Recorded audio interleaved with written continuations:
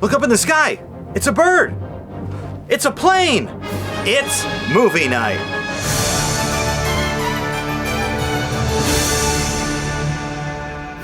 Hi, I'm Jonathan Paula, and welcome to this quick episode of Movie Night. I hope you're having a great summer break. I know I am. I've been doing lots of weekend adventures with my family, and going to the theater a lot to see new releases, including the film I'd like to talk about right now, Superman. A bold new start for the Man of Steel. Released nationwide on July 11, 2025, to massive fanfare and big ticket sales, this relaunch of DC's most iconic hero was helmed by writer and director James Gunn, following his public uncoupling from Marvel. With a reported budget of $225 million, the film kicks off with his ambitious new DC universe with a bang, albeit a slightly messy one. 3 years after announcing himself to Earth, Superman must reconcile his alien heritage with his human upbringing, while fending off deadly threats both intergalactic and Terran. The PG-13 rated screenplay certainly gets points for efficiency, as it bypasses everything origin-related and drops us right into a well-lived-in universe, with help from a big wall of expositional text that opens the film. There's no Krypton flashback, no baby in a cornfield, just Superman already on the job and embroiled in controversy for interfering with the the Borovarian and Yahaporian conflict. And while this joining a show already in progress approach streamlines things nicely, it also leaves the 129-minute picture feeling a bit disjointed, especially for an inaugural entry. But let's start with the good. David Corenswet. As the son of Krypton, his corn-fed charm and sincerity won me over big time. He might be the best Superman ever.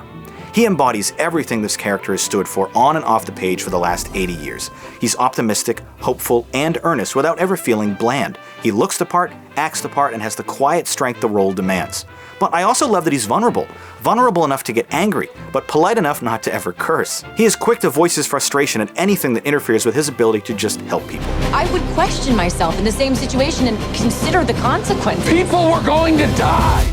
I only wish he didn't spend so much of this movie getting his ass kicked. Poor David is stabbed, punched, poisoned, sliced, or imprisoned in nearly every scene. Like, I get it, okay, he has enemies. Meanwhile, Rachel Brosnahan's Lois Lane is perfectly feisty and cute as hell. She has this charming magnetism and gung-ho attitude that makes her a great counter for David's boyish naivety. She's fun to watch, disarming without being weak, and totally believable as the Daily Planet's top reporter. An early scene where she conducts an interview with her superhero boyfriend is particularly strong, as it brilliantly captures the dynamics and difficulties of their secret relationship. Recently, you've come under a lot of fire for what some might... It's a lot. Today, the Secretary of Defense said he was going to look into your actions. That's funny? My actions? I stopped a war. Maybe. Not maybe. I did. Special mention, of course, has to go to Nicholas Hoult as Lex Luthor. His turn as the envy-driven villain is positively electric. His performance is seething with contempt and energy as he shouts orders, monologues with flair, and never blinks first. He's filled with hate and bigotry, but isn't afraid to loudly proclaim it. They chose him!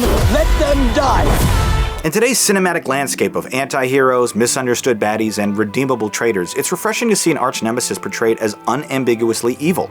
And Holt is clearly having a blast with the beefy role. With respect to the late great Gene Hackman, Nick is the best Lex Luthor yet. He is an awesome throwback. Plus, a quick gag about trained monkeys running hate bots online had me absolutely howling.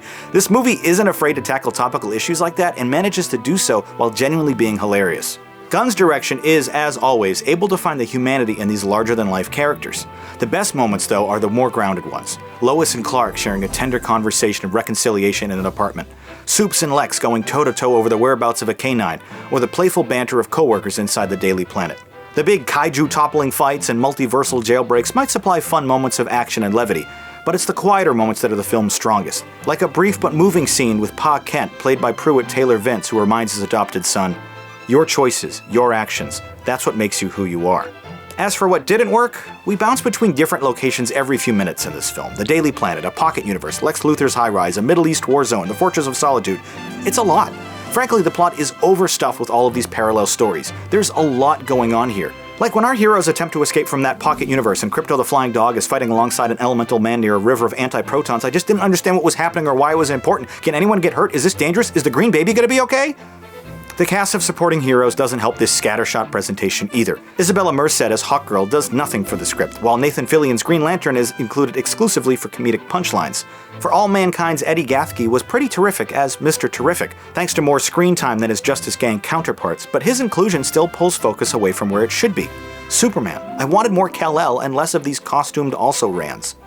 The score from John Murphy borrows frequently and heavily from John Williams' iconic 1978 theme, but it felt overused. Without carving out a musical identity of its own, the soundtrack just lazily goes back to Williams' Oscar-nominated leitmotif whenever Murphy wants to give you a hit of nostalgia. I will say the brighter color palette and computer-enhanced visuals all look slick as hell, with Cleveland doing a decent job subbing in for Petropolis. In conclusion, despite its occasional silliness, overstuffed plot, and inconsistent pacing, Gunn gets the important stuff right: the characters and the heart. This isn't the strongest inaugural entry for a new franchise, but its foundation is really strong, so I'm excited to see where the DCU goes next. I thought Superman was a rather cool film. That does it for this episode of Movie Night, but if you'd like to watch my reviews of the 1978 Superman or Man of Steel, click or tap the thumbnails on the left, and keep an eye out for a bonus YouTube short where I rank my favorite Supermen. Make sure your notifications are enabled so you don't miss that. Until next time, my name is Jonathan Paula, thanks for watching, and have a good movie night.